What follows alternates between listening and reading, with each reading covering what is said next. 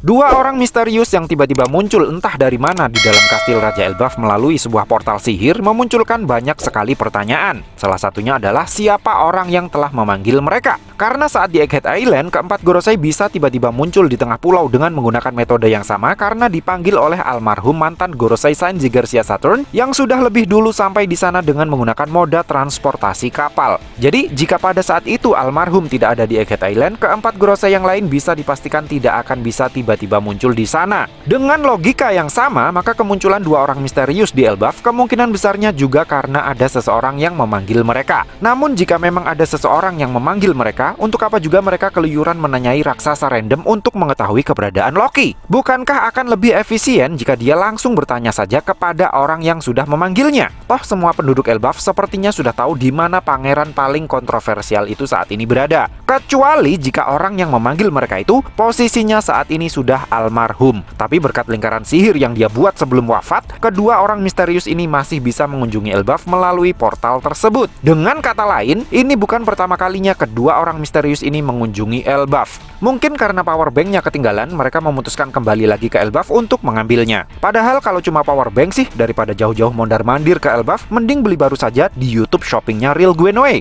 Nih, saya pilihin salah satu yang paling modis, paling laris, dan kompatibel untuk colokan HP segala jenis. Piye menurutmu, Cah? Nah, oleh karena lingkaran sihirnya berada di dalam kastil, bisa dipastikan kalau pembuatnya adalah penghuni kastil tersebut. Yang mana dua orang yang paling saya curigai adalah Raja Harald dan Loki. Saya rasa banyak kejanggalan dari kasus kematian Raja Harald yang katanya mati di tangan Loki. Jika Loki memang setega itu menghabisi bapaknya sendiri, kenapa juga tidak ada korban lain dari para kesatria raksasa yang juga tewas di tangannya? Saya pikir tidak adanya korban lain ini membuktikan bahwa senakal-nakalnya Loki, dia tetap tidak akan mudah untuk menghabisi saudara sesama raksasa. Jadi besar sekali kemungkinannya kalau Loki hanyalah kambing hitam dalam insiden tersebut, sementara pelaku yang sebenarnya adalah kedua orang misterius ini. Tapi jika memang seperti itu adanya, kenapa Loki tidak jujur saja kepada para pihak penggugat?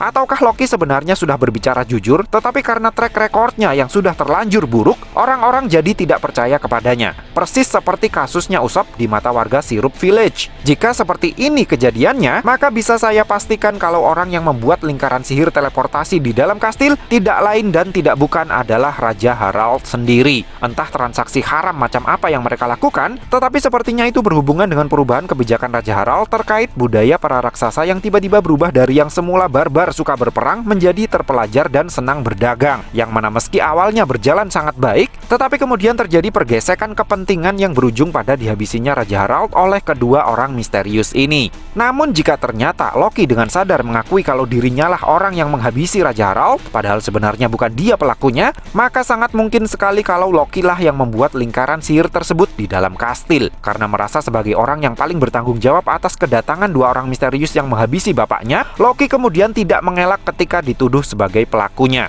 Saya pikir hal ini sangat mungkin terjadi karena kelihatannya Loki ini adalah sosok yang sangat kesepian. Terbukti dari percakapan randomnya dengan seseorang bernama Mosa yang sama sekali belum pernah bertemu langsung dengannya dan hanya curhat-curhatan melalui saluran Denden Mushi saja. Bisa jadi setelah cintanya ditolak oleh Lola, dia juga melakukan hal yang sama, memencet nomor Denden Mushi secara random dan kemudian berkenalan dengan si gadis perban ini. Lalu karena saking polosnya, si gadis perban kemudian bisa men-speak Loki agar membuat lingkaran sihir teleportasi di dalam kastil dengan alasan dia ingin melakukan kopi darat dengannya. Siapa sangka portal yang Loki buat itu kemudian menjadi awal mula dari musibah besar yang menimpa keluarganya. Nah, setelah saya jelaskan panjang lebar seperti ini, mungkin ada di antara kalian yang bertanya-tanya, apa iya untuk bisa melakukan teleportasi harus dibuatkan lingkaran sihir dulu di tempat destinasinya? Bukankah saat Sanji Garcia Saturn berpindah dari dalam kapal perang ke tengah daratan Egghead Island di manga One Piece chapter 1094 tidak tampak ada satu orang pun yang mengira kalau sang Gorosei bakalan muncul di sana? Itu artinya tidak ada persiapan khusus yang dilakukan oleh para marinir untuk membuat lingkaran sihir di tengah pulau sebagai tempat munculnya si Gorosei. Almarhum Sanji Garcia Saturn bisa muncul di TKP tanpa perlu dibuatkan helipadnya terlebih dahulu.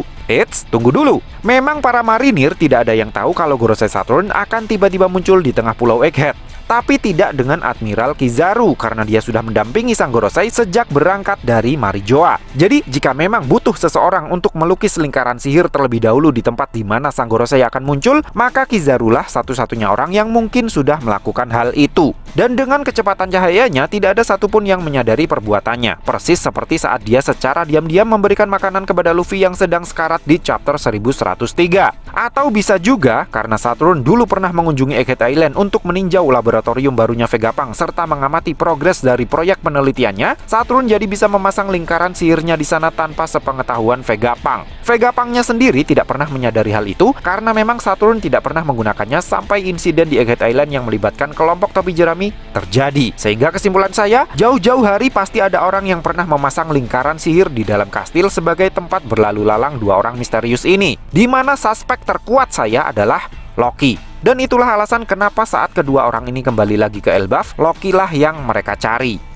So, piye menurutmu cah? Terima kasih sudah mampir ke channel kami. Jangan lupa like, share, dan subscribe jika menurut kalian video-video kami cukup menarik untuk ditonton. Sampai ketemu lagi dalam video kami yang berikutnya, and matur nuwun.